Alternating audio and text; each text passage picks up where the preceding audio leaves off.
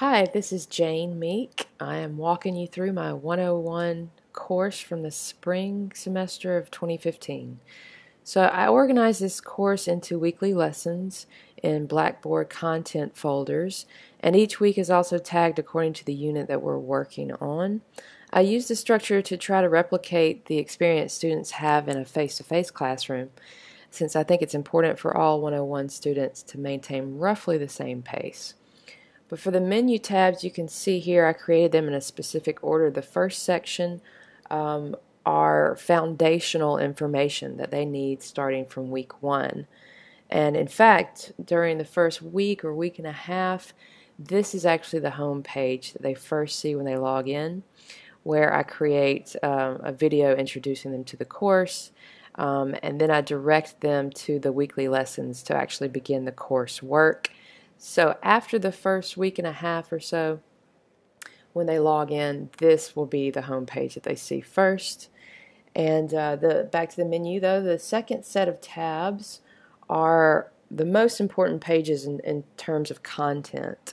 And then the third set are resources that I wanted to make very obvious and convenient. For instance, the My Grades tab is where, if I were a student here, I would see every single assignment that has points assigned to it, the grade, and the feedback that I've gotten from the instructor. So the weekly lessons tab, obviously the most important, and as you can see, it outlines each week with a date and the unit that we're working on, which helps students reference our current unit and get a sense of where they are in the unit and within the course. So if you look at a typical week, you'll see that there is a to-do list and calendar at the very beginning. And below that, for every assignment, you'll see links to the discussion forum where they post their prompts or their discussion board post. You'll see readings assigned, videos assigned. So this helps them figure out exactly where everything is due, where to post it. And then the way I have the two sets of assignments being due, it's always the same date, which means they do the work usually Wednesday night and Sunday night. And I think that this structure is really absolutely necessary to this 101 course.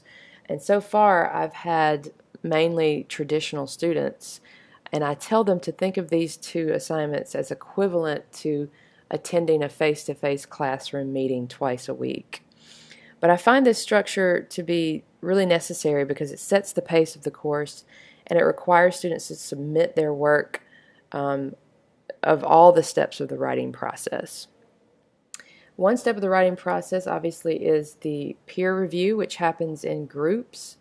So Blackboard has this tool called groups, and I assign students into these groups, usually only about 3 students, where they swap papers using the file exchange, and I also give them an evaluation form to fill out for each of their group members' drafts.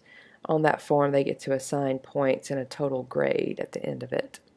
As for e-portfolios, let me go back to this. I rely on the departmental template of a Google site. So they end up creating their e-portfolio in a Google site. And that is one of 2 resources that I use that are outside of Blackboard. The second is the companion website to a writer's reference, where they have to register and then log on to take quizzes over readings that I have assigned from the textbook. As for grading, I use the Blackboard inline grading tool, which if you collapse these windows, you can see that the student, and I teach the students how to do that, so that they can really look at all of my comments line by line for the most feedback possible. But Blackboard also allows me to create a rubric, which I use the department's rubric for each essay, and I can assign them points in each section of the rubric as well as give feedback. And at the end, there's even more space to give overall feedback. So I hope this quick tour has helped you. Please feel free to contact me if you have any questions.